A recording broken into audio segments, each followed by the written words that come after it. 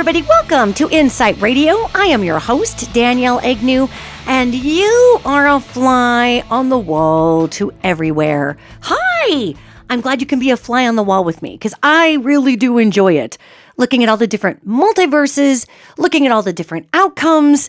It's very interesting. So thank you for joining me. And I hope your summer is rolling along, gang. Boy, this year is barreling past us, isn't it? I mean, 2022, the year in review, it's the year of expansion, right?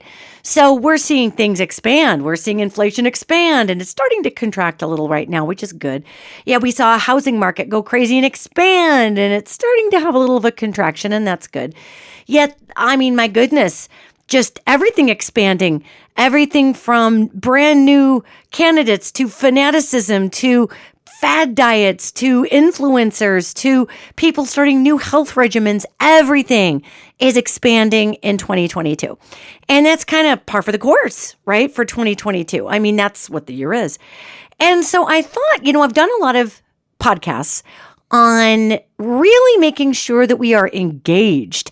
We are engaged in our community. We are engaged in our civic process. I don't like to call it a political process. I like to call it a civic process because it's really, if you choose to live in a city, if you choose to live in a country, it does become somewhat of all of our responsibilities to decide how we want that city run or that country run or whatever. It's part of being, an active part of the collective. So, we've got all of this that I've been talking about. And I've been getting emails from people going, geez, you used to sound so positive. You don't sound positive anymore. And actually, I really thought that did sound positive. It's the way we could change things is to engage ourselves and bring our most brilliant potentials down to the planet Earth. So today, I want to talk about the power of proper positivity, because not only do I love alliteration very clearly, but you have to say it like Mary Poppins, okay? The power of proper positivity. The power of proper positivity. I'm practically perfect in every way. What is proper positivity? There's been a lot of articles, a lot of blogs, a lot of podcasts, a lot of TikToks, a lot of influencers out there talking about the power of positivity, but then they think about, well, it's toxic positivity. It's toxic. And that's denial. And I've done a number of podcasts on the fact that we don't want to get into some weird denial zone where we're pretending something's fine when it's not. That pretty much sucks for everybody involved. So we don't want to go that road. But what is proper positivity? In my mind, it is the right amount of good juju and good mojo sprinkled onto a situation so that we can continue on in that situation and we can pretty much, make things good, if you will, because we are also putting our hands and our work into the third dimension. I'm sorry to report that by doing nothing, you will reap nothing. Actually, I'm not sorry to report that. I would like to report to you that even making a vision board and cutting out all those pretty pictures and sticking those pretty pictures to the vision board. And for those that don't know what a vision board is, it's usually a piece of cardboard. People put pictures on it of things they want to manifest in their life for themselves. They want to work towards those things. It's a powerful visual. So people tend to, stay on track pretty much with their manifestation when they can see things. And it was really big in the 90s and in the 2000s. Make a vision board. And they're cool. I've done them. And for the most part, they really work because you've got this image in front of you all the time. But it's not just that the picture is there and you put in some magic manifestation ask to the magic Santa Claus in the sky called God or whatever. It's because generally people are working towards those things they're trying to manifest, right? So we have our hands in the third dimension doing the work, doing the things. So what is proper positivity? Well, oftentimes we get a little confused in our manifestative practices. And in those practices, sometimes we really do believe that all we have to do is put something on a vision board and walk away and I don't want to push the universe. I'm going to wait. And if the universe decides it's right for me, they'll give it to me. And I'll wait. And I'll become increasingly bitter as I wait. Now I hate God because nothing's happened. And I've done nothing. But I'm waiting.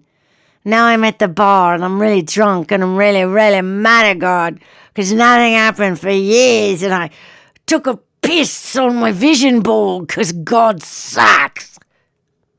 That, ladies and gentlemen, is the route of inaction. So we need to take action, okay? We need to do something. And so proper positivity allows us to fuel our dreams and hopes, yet without getting that sycophantic, saccharine, okay, today is clearly the alliterative day, my God, sycophantic, saccharine outlook on positivity. You know that we all have that friend, and I've been that friend before I understood the difference between being a good listener, being a motivator for people, and just witnessing someone else's pain, and somebody wanting a rah-rah, okay? And I'm sure we've all been there trying to figure all that out. So I've been the person who, when my friend would be saying, oh my God, my life's in the toilet, my leg fell off with cancer, my eye popped out because I hit my head too hard, and, my bowel fell into the toilet, and I've been that person that didn't know what to say, right? And especially in my younger years. So I would blurt out something really stupid that was just like, well, that's okay. At least you have another arm and you can pee even if you can't poop. I mean, God loves you. Really, man? I mean, that is that toxic positivity. And that's almost dismissive of somebody's walk.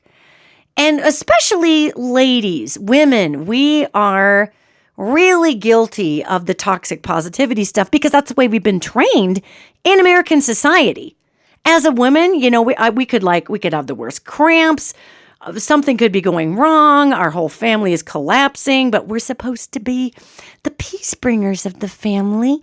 Everything's fine. Can I do all your laundry and make you a wonderful lunch with my 15 children? And for my partner, can I have sex with you 5 times a week? And can I just act like all of this is fine and I'm happy and I have no needs because my whole self is fulfilled by being the selfless martyr? Blah.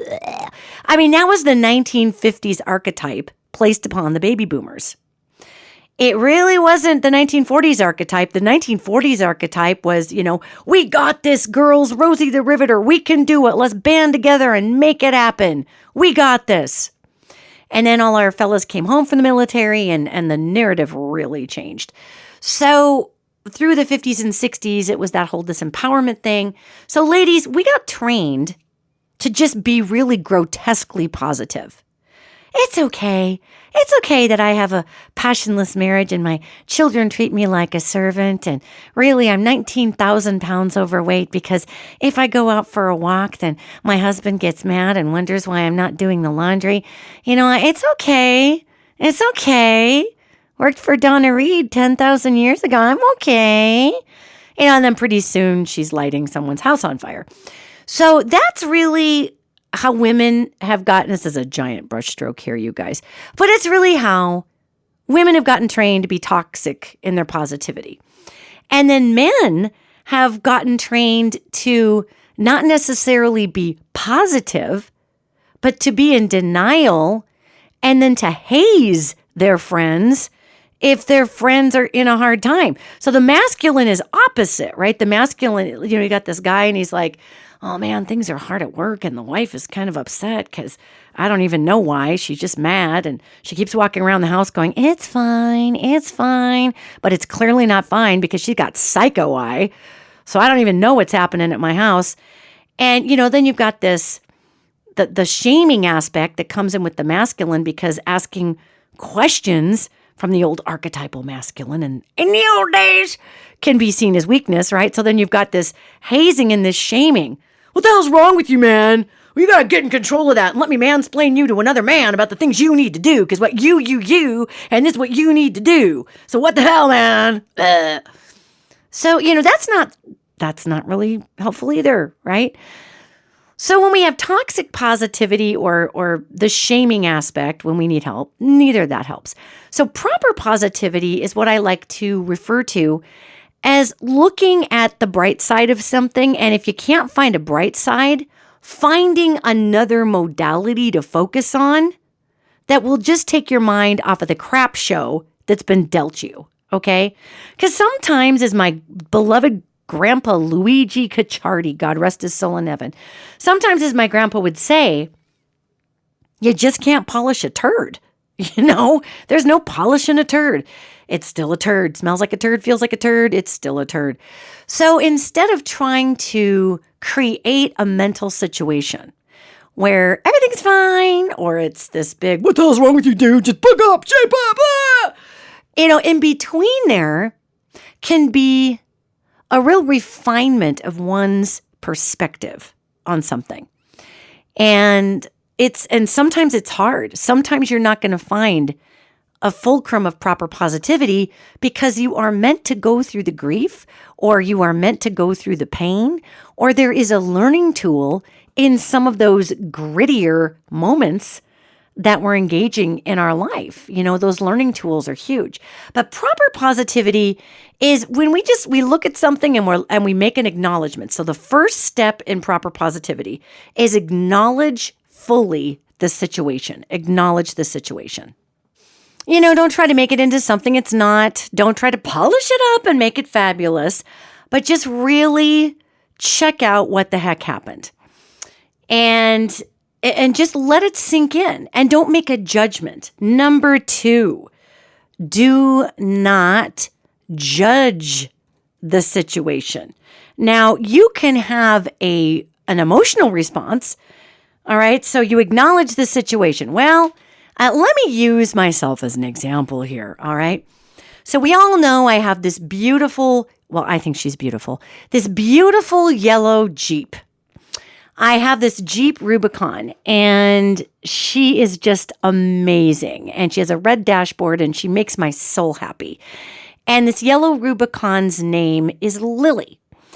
And I finally, at 52 years old, I was 52, saved up enough money and got my credit where it needed to be. This was my dream car, okay? I finally get my dream car at 52 years old, and I love this thing. And she's a beast, man. She's gorgeous and sexy, but she can go topless and still look amazeballs, let me tell you. So she can go topless, she can wear a hat, she has just these chunky wheels that can peel up a mountain, or she can just cruise around and just look badass, okay? I love this Jeep. I love Lily. So I got Lily in 2021. And Lily was a 2020, but brand new. Nobody bought her. So on January 1st, I went down and snapped up Lily because she was automatically marked down a little bit. And I love this vehicle. And the yellow Jeeps are only issued every 5 years in the Rubicons. The color is called Hella Yella. And if you're a Jeep person, they rotate that color about every 5 years to different Jeep models. Well, anymore, they've just been focusing on that Jeep model on the Wranglers, and the Rubicon is a type of Wrangler. It's a pretty beefy Wrangler.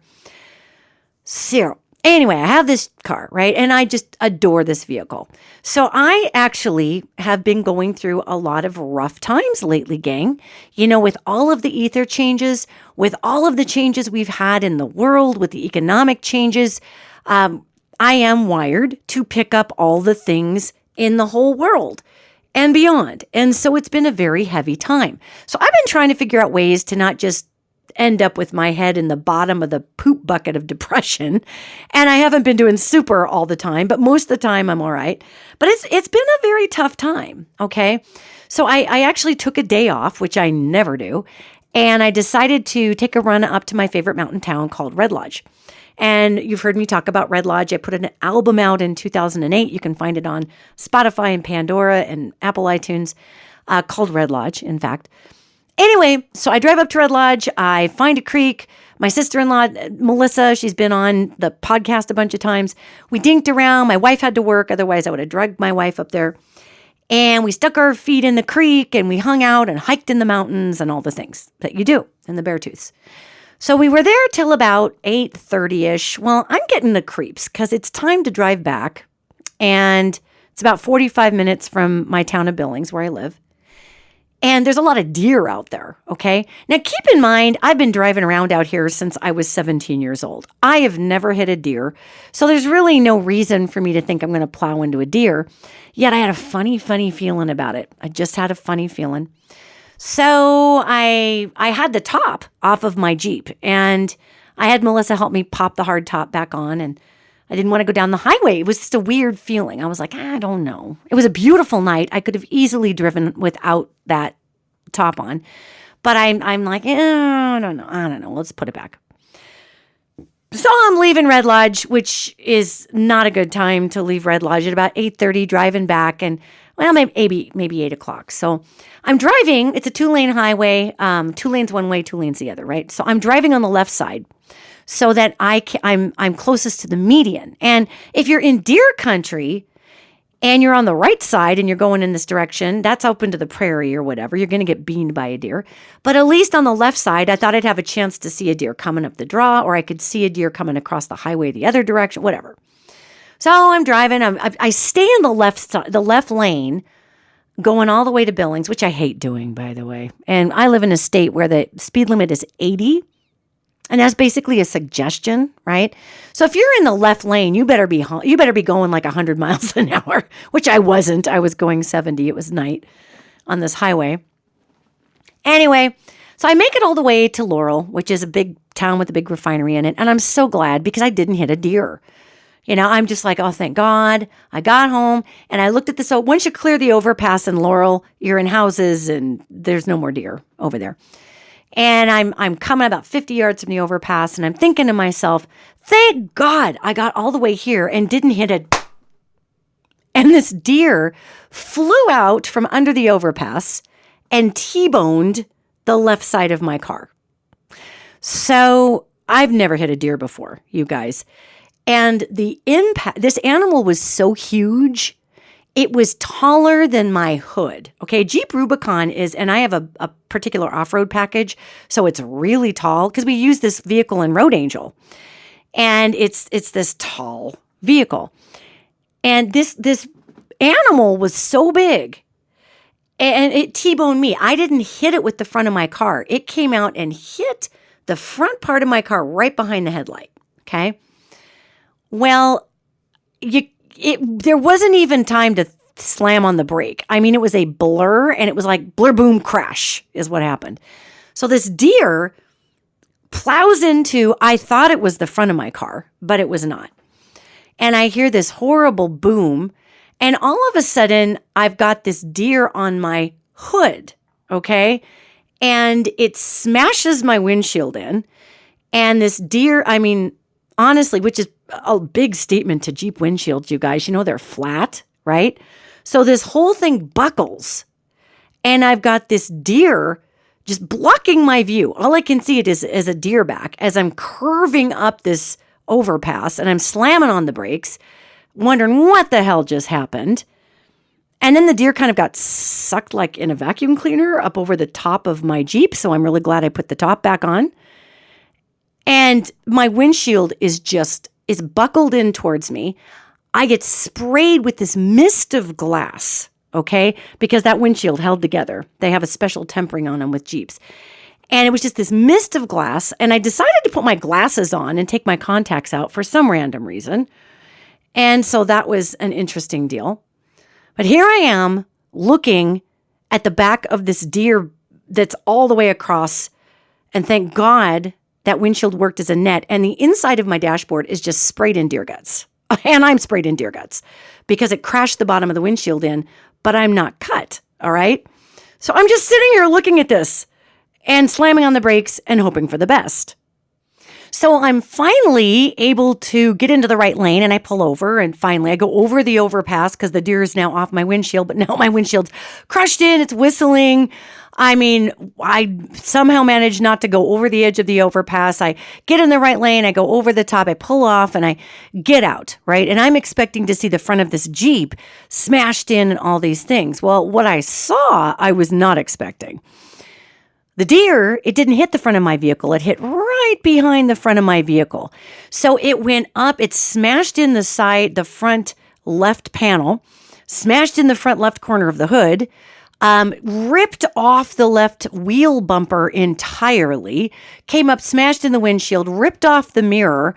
And so my car looks like somebody just ate it. Hitting, a 300-pound animal when you're going 70 miles an hour is awful for everybody. And of course, the deer was dead and all the things. So I just was very calm. I surveyed the situation. I thought, oh my God, Lily is completely trashed. But that's me in a crisis. I'm just super calm, right? And I get in my vehicle. I'm thinking, who do I call? It's not like a wreck with a human being where you call the cops and you both put your insurance numbers. It's a deer, which was on the other side of the overpass. And who even knows what's going on with that deer? I'm sure it's dead. I'm sure. And I'm just thinking to myself, oh God, that was awful. This is awful. So I get into my vehicle and I drive. I basically drive about 20 miles back to my house with this crushed up windshield. I have about 3x3 spot, little patch.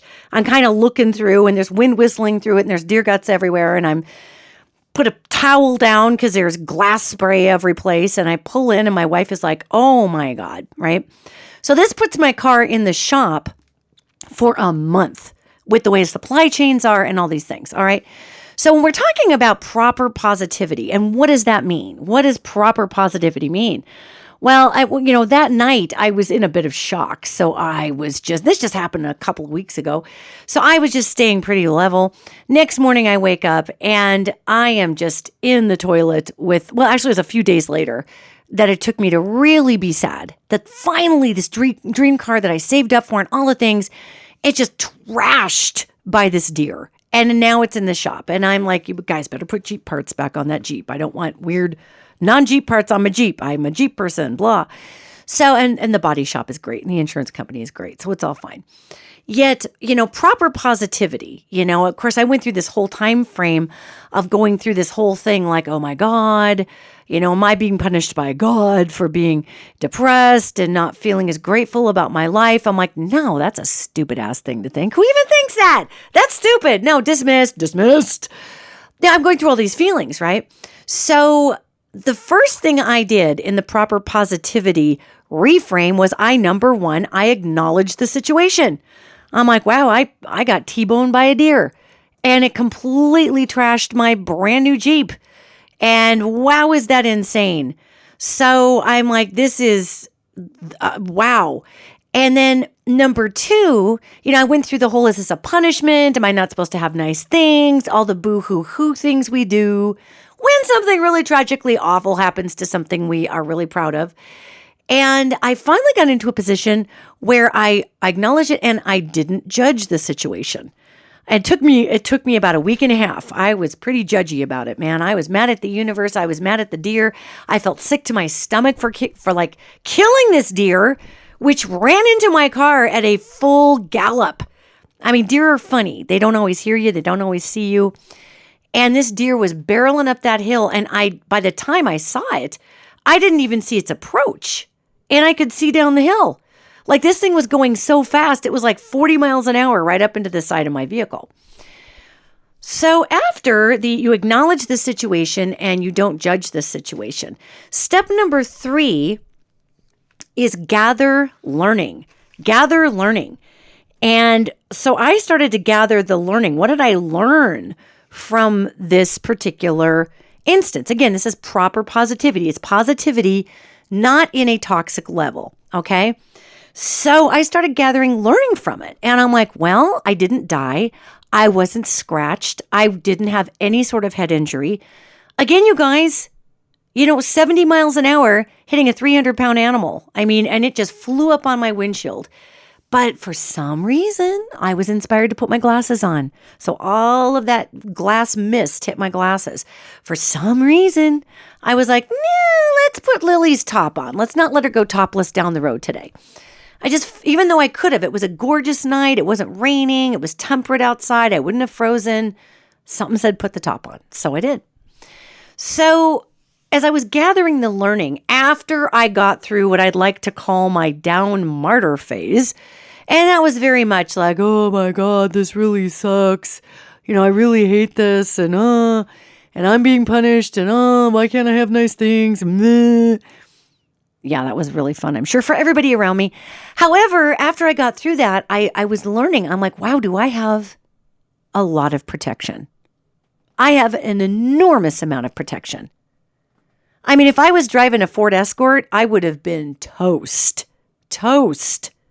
It was the roll bar of that Jeep that kept that deer out. And the way that they have this funny Gorilla Glass tempered windshields that they do. I mean, it's just, they're made to roll over boulders and not just like shatter in your face. So I realized how much protection I had. I realized that even though I knew, I could feel it. I could feel that the deer were running that night. I was nervous about leaving Red Lodge. I'm never nervous about leaving Red Lodge. I used to go up there, and when I was younger, much younger, 20 years ago, and I'd play a show in Red Lodge, and there may have been a few cocktails, and at the end of the night, you're driving yourself home, and which is never advised, but you're young and you think you can do anything, and there's nothing out there but cows or deer. So I had this weird feeling, and sure enough, I got dealt a deer. And I had a good friend of mine that said that deer was trying to tell you something. The deer was trying to tell you something, and it gave its life to bring you a message. Which of course instantly made me feel like garbage, because deer is one of my spirit totems. And I don't know if you're aware of this, but there's a Native American story in the Plains Nations about animal guides, right? There's a bunch of stories. Each, like the raven has their story and the mouse has their story. Well, the deer has their story.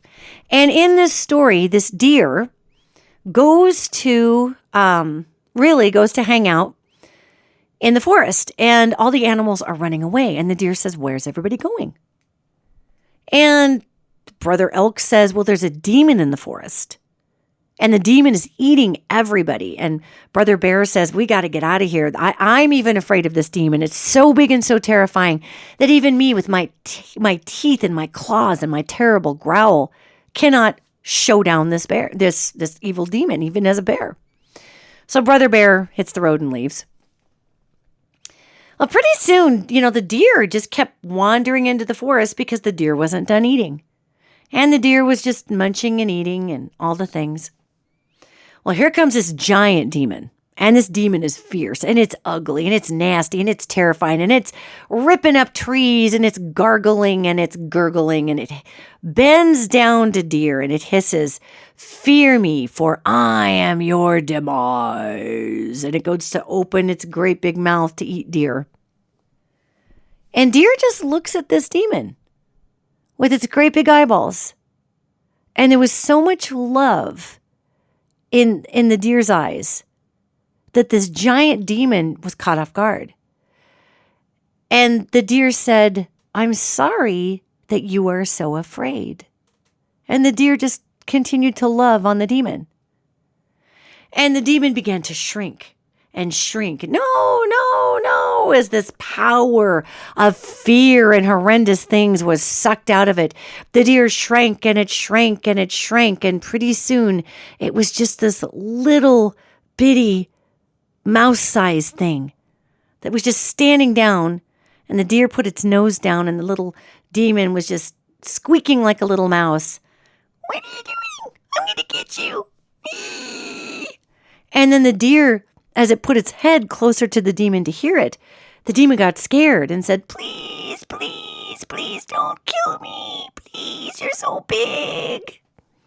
And the deer just put her nose down on the forest floor and invited the demon to climb up on her back.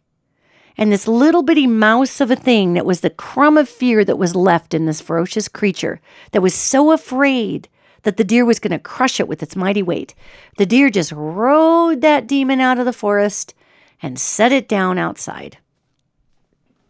Deer, man. Deer is a huge totem for me, a big spirit totem. And I ran one over. I mean, technically it ran into me, but there was nothing we could do. The deer or me at that point. That was the end of it. So for me to gather learning from that, I was in a particular place when I went up to Red Lodge to hang out with my sister-in-law and stick my feet in some creeks, I was not in a good place. I was in a rotten place. In fact, the place that I was in was pretty bleak mentally. And thank God I can keep doing my job no matter what, because my job has zero to do with me. I literally just translate information. So that doesn't have to do with how I feel. That doesn't have to do with my perceptions. None of it has to do with me. Thank you, Jesus. Because no matter where I'm at, I can still do my thing. However, me as a human being, with all the things that happen with women's reproductive rights, and we've been just skating this fine line between civil unrest in this nation, and I've been busting my guts trying to get everybody to just calm down, calm down, calm down. I understand there's all kinds of things none of us are happy about. This is not the time to pick up a gun and go after somebody. This isn't it. Don't do it. There are a bunch of people that want it to go that way, and they may still end up going that way, but then they're up against the United States military, so God bless them all. That's not going to be very good. And that's a minority timeline. We got about a 70-30 on that one. 70 not, 30 going towards truck stop rifles becoming, the new militia format. However, that's only a 30% probability at this point, so I wouldn't really sweat it too much yet, or at all. But to be going up to finally take a day off, and that was what happened when I came home, was I hit this deer. I mean, I did not take that as a good sign from God. I went to a very negative place with that, even though I was so grateful that I was alive and completely unhurt physically. Now, emotionally, I've had better days emotionally. I was a little weirded out that I'd killed this deer. However, I'm sure it was very fast for the deer, and it was just unbelievable. So again, gather learning. Once I calmed down, once I acknowledged the situation, I didn't judge the situation. I started gather learning on it. Okay. And one of the other portions of gathered learning was, of course, my Jeep is in the shop for a freaking month. My wife has her pickup truck. My kid has her Volkswagen Beetle. And my kid uses her car all the time. She's almost 18. And if you have a teenager, you know how valuable it is to have somebody, a kid of that age to have their own car.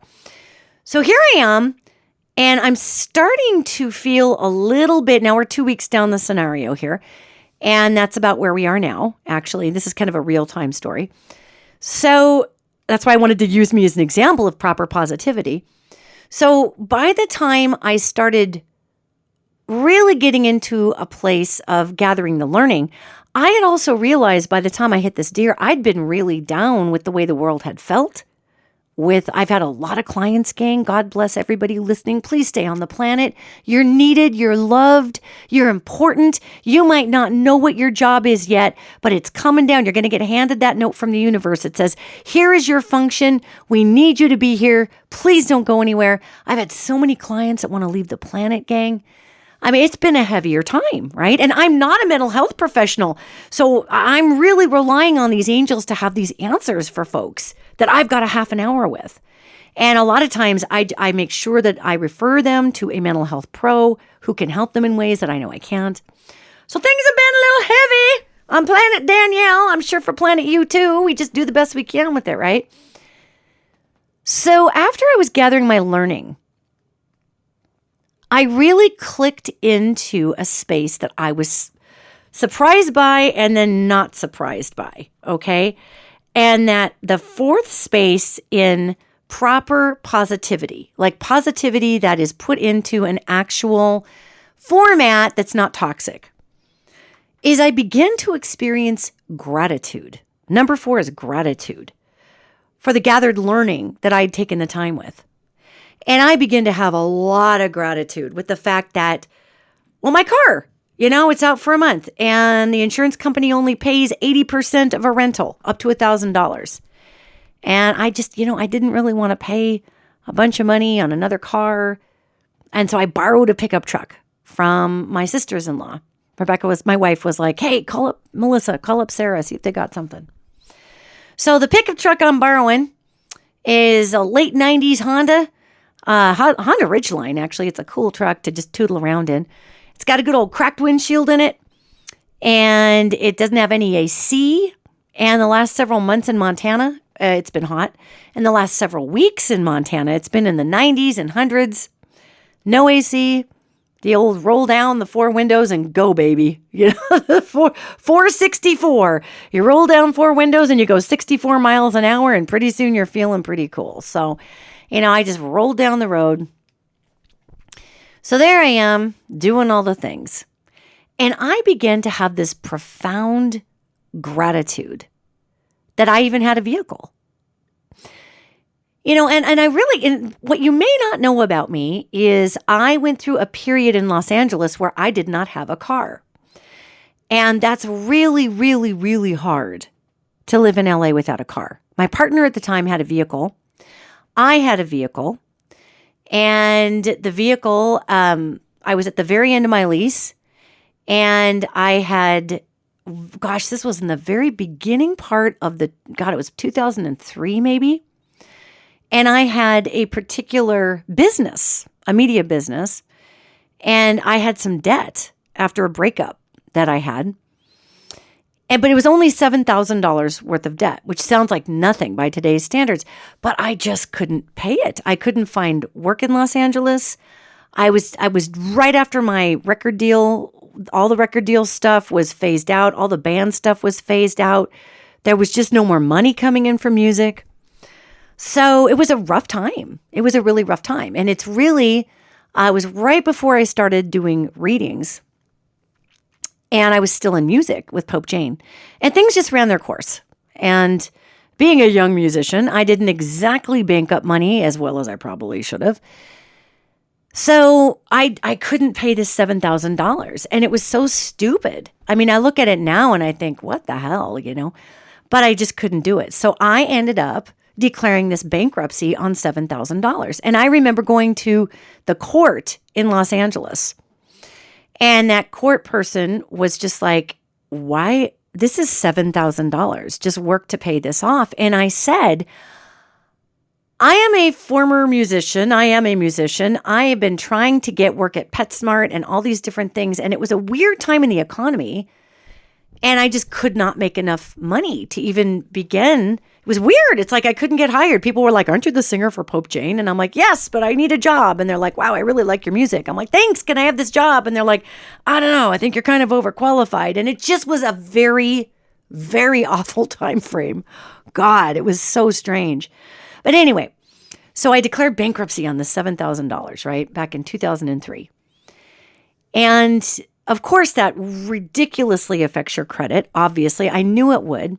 And I just got done paying on this lease on a Jeep, and it was time to give the Jeep back, and there was just no money for that either. So it took forever before I could actually, you had to wait 7 years and all the things, get my credit back, all of that, change careers, just a lot of transition, And at the end of that rock star run, I just didn't know what I was supposed to do.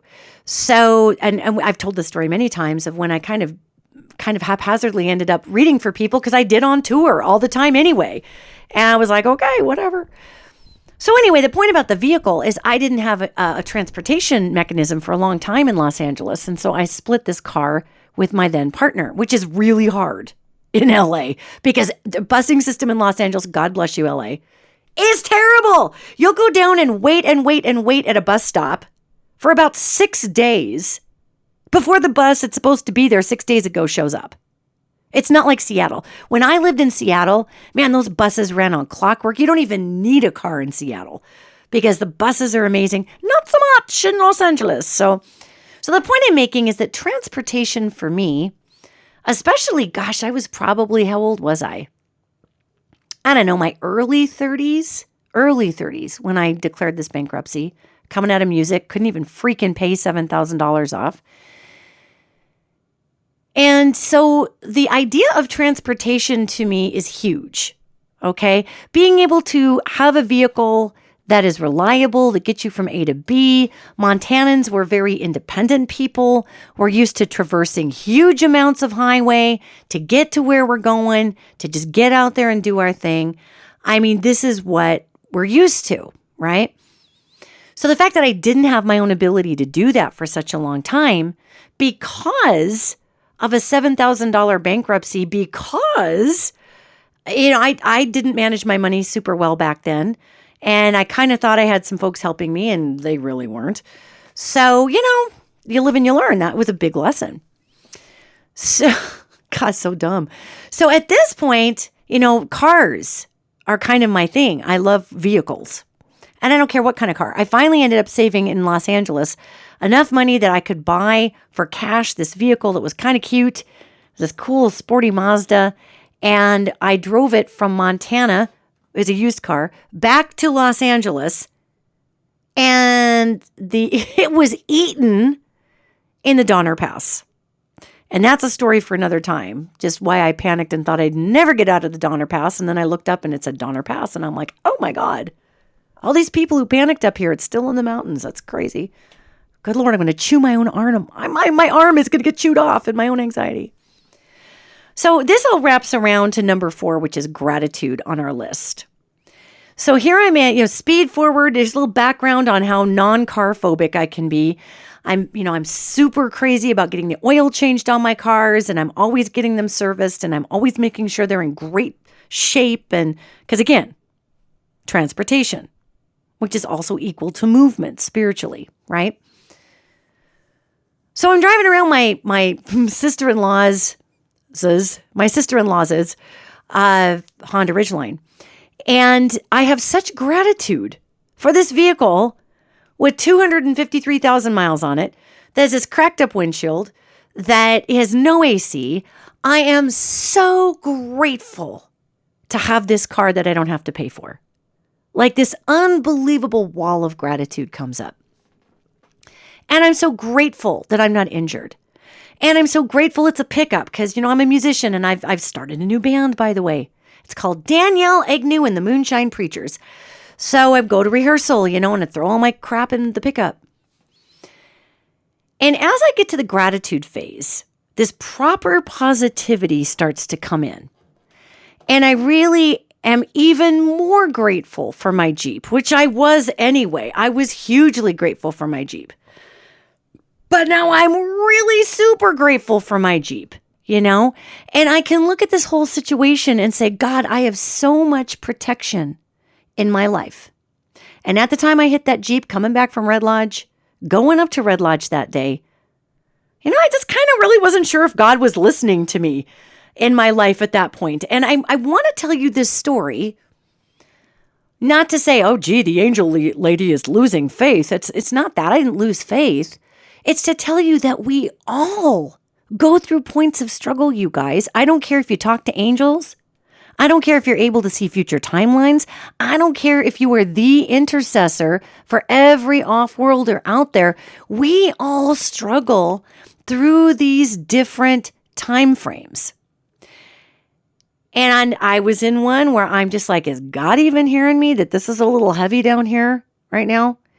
And again, it never affects the readings. It never affects the angels. And in those capacities, I'm great. Yet when I'm not working, I'm feeling the rest of the world. And I'm like, oh my God.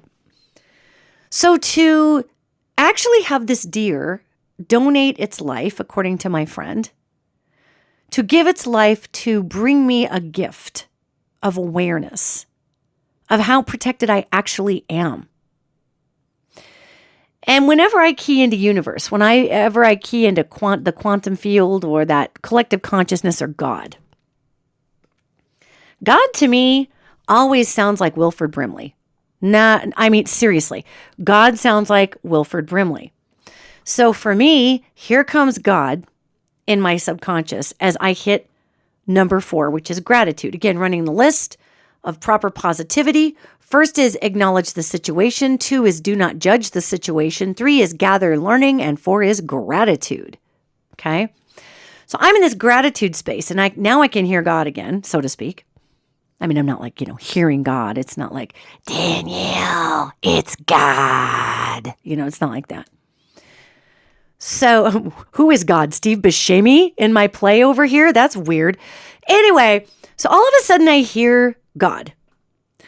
And God says, Hey, little girl, you done there just having a cow? You done there just feeling sorry for yourself? Because look how protected you are now. See here now. Pretty little Jeep built like a brick crap house. You hit a deer, see, going 70 miles an hour, and you're alive. You're alive. Deer's dead, you're alive. You know why? You're not even cut. You know why? Because you're protected. Now, I don't think God sent a deer to die just to show me I was protected. That would be a raunchy God. Raunchy God would be a great name for a punk band. Think about that. Raunchy God. Jesus, Jesus, Jesus, Jesus, Jesus, Jesus, yells. That'd be something. Anyway. But I could feel the gratitude come in. And I've been very sad about that deer dying, and I felt guilty about it, and I cried about it, and I thanked the spirit of the deer, and I was like, I'm sorry, I was watching like a hawk. I don't know how in 1 second you showed up. I don't even know where you came from. Think about that, guys. I was watching like a hawk. I was starting to slow down. I was just moving my foot to the brake to slow down going up that overpass. And some deer just literally shot out of a dimensional nowhere zone. Poof, there it was, and I hit it. So the whole time I've got this God consciousness that is saying to me, it's saying to me in a more gentle way that, have some gratitude. You are protected. I know you think I don't listen to you, you complaining butthead.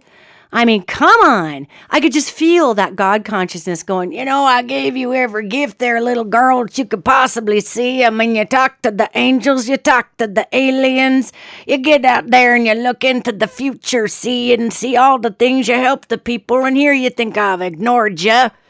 What the hell do you want? Anyway, you want a rose garden? Well, I'll grow you a rose garden, but look at you and your perception. And that was really this message, and this isn't a big religious thing. I'm just talking about my own gratitude process here, that I literally had so much help and so much guidance and so much beautiful protection, even though that poor baby deer bit it, which still makes me sick. And it was just gross and terrible. And it wasn't a baby deer. It was a very large grown-up deer. And I'm very glad it was not a deer with horns, because the horns would have gotten wedged right into that windshield, and that would have been pretty awful. But the gratitude portion changed my entire perception on the entire segment of life that I was in, gang. And here I am popping around. I'm so happy to be driving the 1998 Honda Ridgeline. I'm like, right on. I don't care if it's got AC or not. I could go steal my child's bug if I wanted to. I mean, literally, I could say, okay, Nora, you're going to drive the Ridgeline and I'm driving the bug. It's got AC. It's a 2012. It's cute as a bug's ear in here. It's very clean. I'm a nut about my car being clean. And I could take her car, but I don't want to take her car. That's her car. It's a family car, but it's the car she drives, right? It's the car we got for her to tootle around in. So I'm very happy to have the car that was provided for me for free to tootle around in. And it really began to put the rest of my life in major perspective that I've been struggling with over the last many months. And so the proper lens, which went acknowledgement of the situation, don't judge the situation, gather some learning from the situation, and apply the gratitude that you glean from the learning, adjusted my lens about my car being wrecked. I mean, I'm not happy it got wrecked. I'm sad it got wrecked. It's being fixed. I'll get something completely beautiful back from the body shop when it's done. I mean, all the things. Yet I have a complete gratitude that I didn't have before. And it's an amazing thing to experience. So, I'm not trying to, as my Grandpa Louie would say, polish the turd of the situation here. Yet having a proper positivity really does help us grow. And it's a fulcrum point. It's a growth point. And gang, we're going to have a lot of weird things going on. We've got a lot of wins right now in our nation. We've got a lot of losses with women's health care being challenged. we also have gains coming in. We have incredible people who want to go make a difference because of the losses. We've got all sorts of things coming down through legislation because there is a big pressure and people are very unhappy about this Supreme Court ruling. There's a real big pressure for the country to represent the needs of the majority, not the hyper-religious minority. So, I mean, there's a lot that's coming in that's positive, and I really want to commend all of you that are listening out there today. I want to commend you for choosing to place your hands and your bodies and yourselves in this realm. I want to commend you, and I want to thank you for putting your hands and your heart in the world. Because you clearly have changed your participation with this incarnation. And I'll tell you why.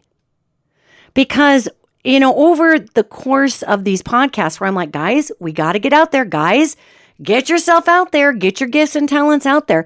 Through the course of doing all of this, I am watching timelines shift. Now, I'm not for the better.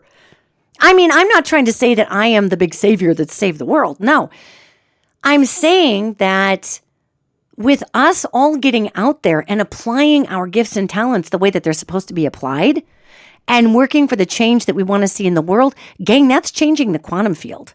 So everybody everywhere is waking up to the fact that, I probably should try. I probably should get out there and do something positive or whatever. For those who've been praying more, great. For those who've been meditating more, great. For those who are stepping up for public office just because you love your neighborhood and you don't want it sold off to an oil company, great. For those of you that are stepping up to be inspirational beings that are leading children in order to give them a proper role model, great. For those of you that are actually taking more time with your family and your pets and having really, really quality, lovey time at home instead of working and slaving 24/7. Great! Because guess what? Gang, I'm here to tell you, we are making a difference. We're making a difference than where we were even 6 weeks ago. There are huge shifts in the ethers because everybody is getting this memo of stepping up. Everybody is getting this memo of getting out there and bringing their gifts and talents to the world. And it's making a difference in the world. Okay? It's making a huge difference. And a while back, gang, I said there's going to be a lot of people that are going to be disappointed about the 2022 election. And anybody thinking it's going to be a wave of one color or the other is going to be disappointed. At this point, we're leaning a little more heavily. We're splitting it right up with the blue and red votes. If you want to make it that color, I think that's dumb, but that's kind of what we're looking. We're leaning a little more towards the blue side, barely. But not in certain states. Certain states are just sunk red. Yet, gang, we are making the difference we need to make in the world, to bring the spiritual changes into the world that allow us to grow. And reframing a nasty situation with a proper positivity exercise gives us time to grieve every step of the nasty thing that's happened to us. And again, I mean, there's certain things that are really hard to have gratitude for. It's hard to find gratitude when we lose a loved one. It's hard to find gratitude when we go completely bankrupt because all of our investments tank. All of that, it's hard.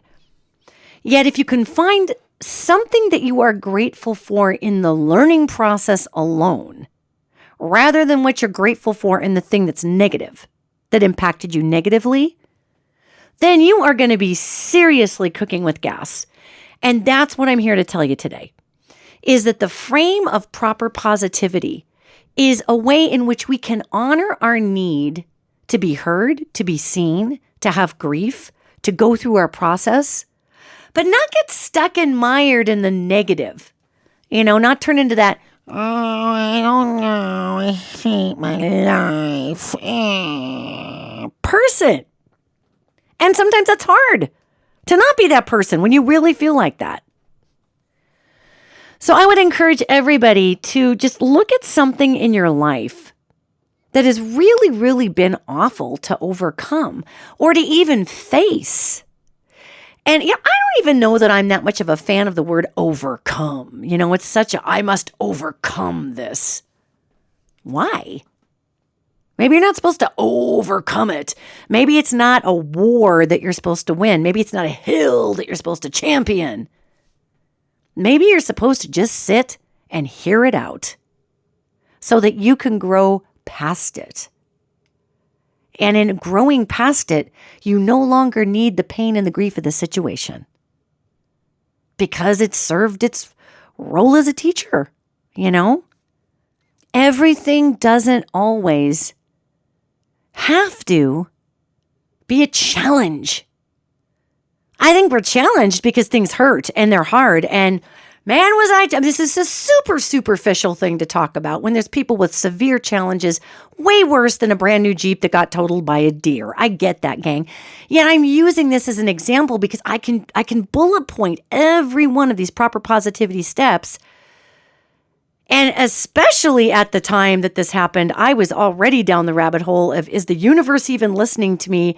And does the universe even care that I can feel billions of people's pain? Does anybody care about that?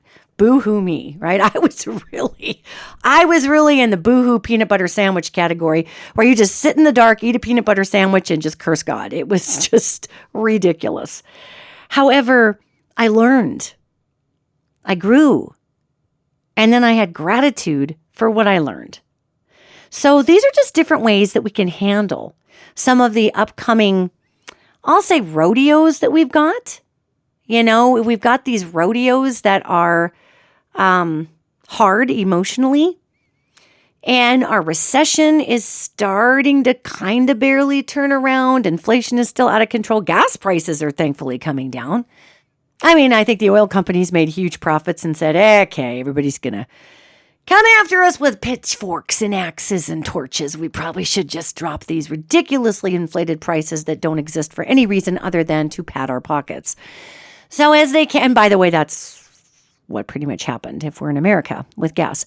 So as all of this is lining itself out, and as we will encounter further challenges, although so many of you have gotten up and are stepping up in your community, and if you've been on the fence, if you've been in the big black dark room eating a peanut butter sandwich cursing God, I get it. I've been there. I hear you. I see you. Do your best to figure out a way to find your way, to acknowledge the situation, to not judge the situation, to gather your learning, and to find gratitude on what you've learned. Because you'll come out of that room and you will be so centered and ready for the next phase of what the universe is helping and co-creating growth in your behalf, on your behalf, so that you can really go to the life path that you've been asking for.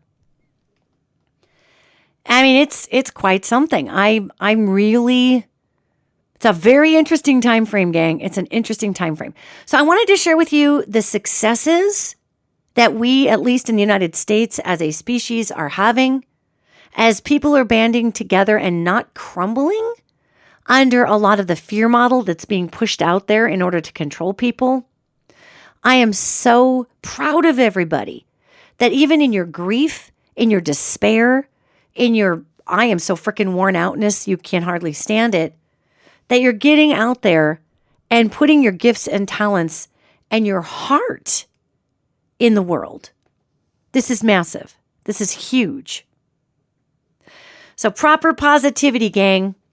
Frame up that proper positivity. And there is a time for grief. There's a time for anger. There's a time for acknowledging that things are just in the crapper. Okay? And sometimes we have to acknowledge they're in the crapper in order to grow. Otherwise, we just stay in the crapper with the crap and we're wondering why our existence smells. So being able to experience that growth segment is huge. And that's really what the feminine time frame is all about, gang.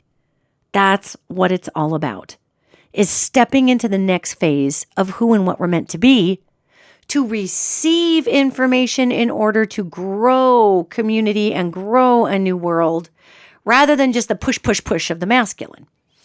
And of course, both are important. It's just that the feminine way of doing things right now is taking precedent because the push is not taking care of the little details. And we've got to get those little details taken care of so we can move on to the next phase of everything that we're meant to do. So, gang, thank you for listening. How to frame up proper positivity. 1, acknowledge the situation. 2, do not judge the situation. 3, gather learning. How do you feel about it? What are you learning about it? And 4, extract the gratitude over what you have learned. Everybody, thank you for joining me for this podcast. I can't wait to get the next one to you. And I will see you next podcast.